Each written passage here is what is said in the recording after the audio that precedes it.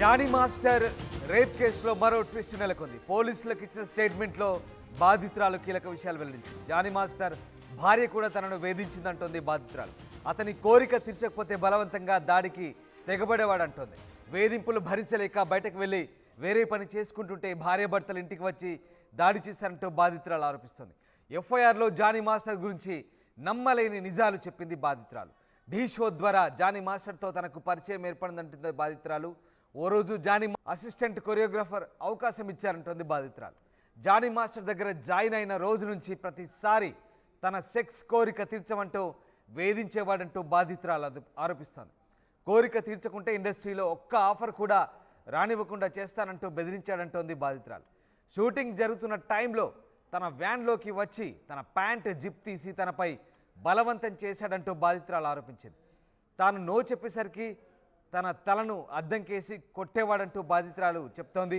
మణికొండలోని తన ఫ్లాట్కు అర్ధరాత్రులు వచ్చి కోరిక తీర్చమంటూ చాలాసార్లు తనపై దాడి చేశాడంటోంది బాధితురాలు. కానీ తాను ఏనాడు జానీ మాస్టర్కు లొంగలేదని చెప్తోంది.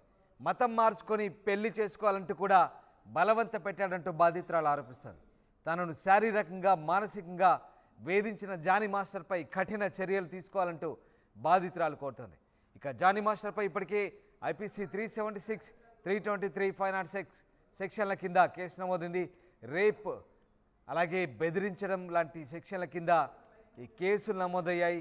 దీంతో జానీ మాస్టర్పై సంచలన ఆరోపణలు చేస్తుంది. ఎఫ్ఐఆర్లో బాధితురాలు అనేక అంశాలను పేర్కొంది. ముఖ్యంగా జానీ మాస్టర్ తనను లైంగికంగా ఏ రకంగా వేధించాడో బాధితురాలు ఎఫ్ఐఆర్లో పూర్తి వివరాలను వెల్లడించింది.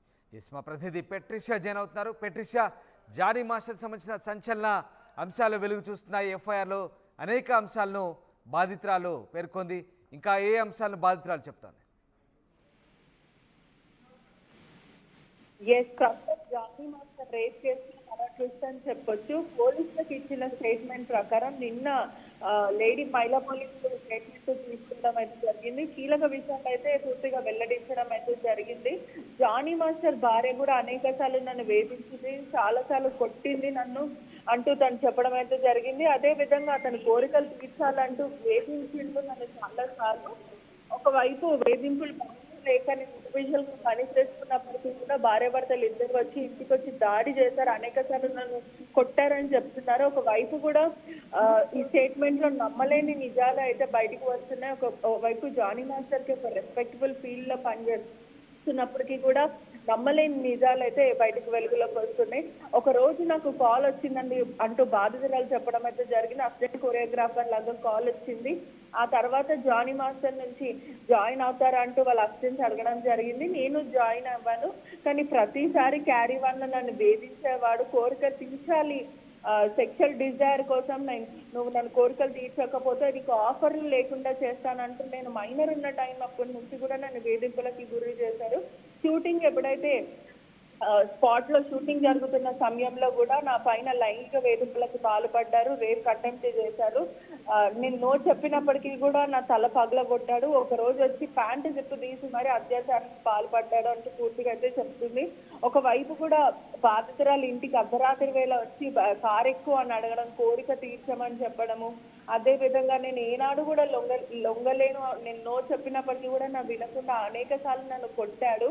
అదే విధంగా బాధితురాలు చెప్తుంది మతం మార్చుకోమంటూ బలవంతం పెట్టడం, బుర్కా వేసుకోమని, నువ్వు నమాజ్ రీడ్ చేయాలంటూ ఇబ్బందులు పెట్టడం అయితే జరిగింది. ఇప్పుడే జానీ మాస్టర్ మీద కూడా కఠిన చర్య తీసుకోవాలి, నేను సేఫ్ గా ఫీల్ అవ్వట్లేదు, నేను ట్రామటైజ్ ఫీల్ అయ్యానంటూ బాధితురాలు చెప్పింది. ఇప్పటికే జానీ మాస్టర్ పైన 376, 323, 506 కింద క్రిమినల్ కేసులు నమోదైనాయి, రేప్ కేసులు నమోదైనాయి పూర్తిగా అయితే తెలుస్తుంది.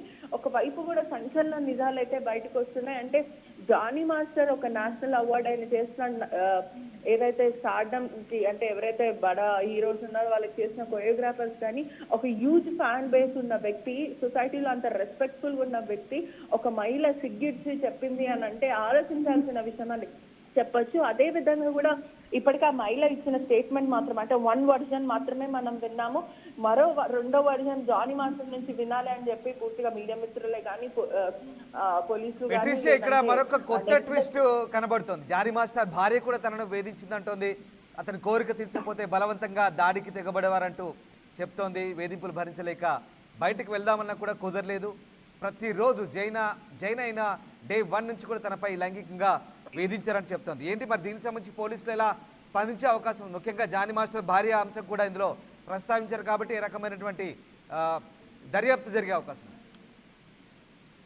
మనకున్న సమాచారం మేరకు అయితే అమ్మాయి ఇచ్చిన ఇన్ఫర్మేషన్ మేరకు అయితే ఇంటికి వచ్చి నా మీద దాడికి ప్రయత్నించారు, నన్ను కొట్టారు. దాని తర్వాత ఆ భార్యాభర్తలు ఇద్దరు వచ్చి వార్నింగ్ చేశారు, నా కెరియర్ నువ్వు ఇక్కడికి ఆపేయాలంటూ నాకు భయభ్రాంతులకు గురి చేయడం అయితే జరిగిందని తన వైపు నుంచి వినిపిస్తుంది. ఇంటర్నల్ మాత్రము మరోలాగా వినిపిస్తుంది. అంటే పూర్తిగా కూడా మనం ఏది ఆ మహిళ ఇచ్చిన స్టేట్మెంట్ వరకు అయితే మనం ప్రస్తుతం మాట్లాడుతున్నాం. కానీ ఒక వైపు మాత్రము పోలీసులకైతే ఎవిడెన్స్ సబ్మిట్ చేసిందని అంటూ ప్రస్తుతం అయితే తెలుస్తుంది. ఆ ఎవిడెన్స్ అసలు నిజాలు ఏంటి, నిజంగానే జానీ మాస్టర్ తన మీద లైంగిక వేధింపులకి పాల్పడ్డా లేకపోతే ఎటువంటి ఎవిడెన్స్ ఇచ్చింది? ప్రస్తుతం మనకున్న సమాచారం మేరకు Jani master threatening screenshots కానీ లేకపోతే లైంగిక వేధింపులకు పాల్పడ్డ స్క్రీన్ షాట్స్, అదేవిధంగా షూటింగ్ సెట్స్ లోకి వచ్చి ఉధృత వాతావరణం అంటే రచ్చ చేయడానికి సంబంధించిన వీడియోస్ సబ్మిట్ చేసిందని పూర్తిగా తెలుస్తుంది.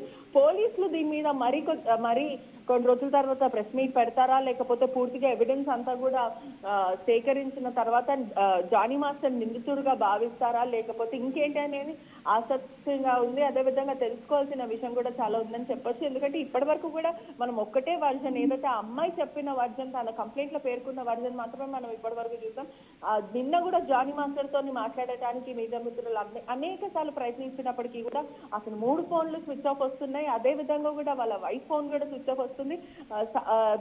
వెరీ క్లోజ్ ఉన్న వ్యక్తులకు కూడా కనెక్ట్ అవుతలేరని కూడా పూర్తిగా అయితే తెలుస్తుంది. ప్రస్తుతం జానీ మాస్టర్ ఎక్కడున్నాడో అనేది పెద్ద క్వశ్చన్ మార్క్.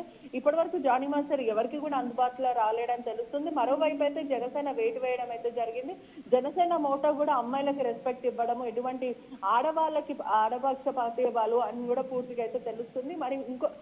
ఇంకో కొత్త న్యూస్ ఏంటి అని అంటే ఎవరైతే తెలుగు ఫిలిం ఇండస్ట్రీకి సంబంధించిన డాన్స్ అసోసియేషన్ వాళ్ళు కూడా తాత్కాలికంగా సస్పెండ్ చేస్తామంటూ వ్యతిరేకత అయితే మొదలైంది. డాన్సర్స్ పట్ల కూడా వివక్షత చూపించారు, డాన్సర్స్ పట్ల కూడా అసభ్యంగా ప్రవర్తించారు అంటూ డాన్సర్స్ అందరూ కూడా ఆగ్రహం చేస్తున్న సిచ్యువేషన్ అయితే మొత్తం మీద కనిపిస్తుంది. Right, thank you Patricia, thanks for the update. Shaik Jani Basha alias Jani master సంబంధించి పోలీసులకు ఇచ్చిన స్టేట్మెంట్లో బాధితురాలు కీలక విషయాలు వెల్లడించింది. కేవలం జానీ మాస్టర్ మాత్రమే కాదు, జానీ మాస్టర్ భార్య కూడా అతని కోరిక తీర్చమంటూ తనను వేధించిందంటుంది బాధితురాలు. ఇక కోరిక తీర్చకపోతే బలవంతంగా దాడికి పాల్పడేవారంటూ ఆరోపిస్తోంది. భార్య భర్తలు ఇంటికి వచ్చి దాడి చేశారంటోంది. ఎఫ్ఐఆర్లో జానీ మాస్టర్ గురించి నమ్మలేని నిజాలు పొందుపరచబడ్డాయి. ఢీ షో ద్వారా జానీ మాస్టర్తో తనకు పరిచయం ఏర్పడిందంటున్న బాధితురాలు తనకు అసిస్టెంట్ కొరియోగ్రాఫర్గా అవకాశం ఇచ్చిన డే 1 నుంచి కూడా లైంగిక వేధింపులు చేశారని, తన సెక్స్ కోరిక తీర్చమంటూ జానీ మాస్టర్ వేధించేవాడంటూ చెప్తోంది. కోరిక తీర్చకుండా ఇండస్ట్రీలో ఒక్క ఆఫర్ కూడా రానివ్వకుండా చేస్తానంటూ బెదిరించేవాడని బాధితురాలు ఆరోపిస్తోంది. మొత్తం మీద అటు క్యారవాన్లోనూ ఇటు తన ఫ్లాట్లోనూ జానీ మాస్టర్ తనను లైంగికంగా వేధించేవాడంటూ బాధితురాలు చెప్పుకొచ్చింది. ఇక బాధితురాలు ఇచ్చిన స్టేట్మెంట్ సంబంధించి పోలీసులు ఏం చెప్తున్నారు ఒకసారి చూద్దాం. గుడ్ ఆఫ్టర్నూన్ అండి. నిన్న మాకు రాయదుర్గం పోలీస్ స్టేషన్ నుంచి ఒక 0 ఎఫ్ఐఆర్ రావడం జరిగింది. అక్కడ ఒక victim age about 21 to 22 years, ఈ ఫిలిం ఇండస్ట్రీకి సంబంధించిన కొరియోగ్రాఫర్ ఎవరైతే జానీ మాస్టర్ ఎవరైతే ఉన్నారో ఆమెని సెక్సువల్గా అబ్యూజ్ చేసినట్టుగా, థ్రెటనింగ్ చేసినట్టుగా, వర్క్ ప్లేస్లో థ్రెటన్ చేసినట్టుగా, సెక్సువల్ అబ్యూజ్ చేసినట్టుగా మాకు 0 ఎఫ్ఐఆర్ అయ్యి మాకు ఇక్కడికి రావడం జరిగింది. మాకు ఇక్కడ నిన్న మేము కూడా ఇక్కడ ఎఫ్ఐఆర్ చేసినాము.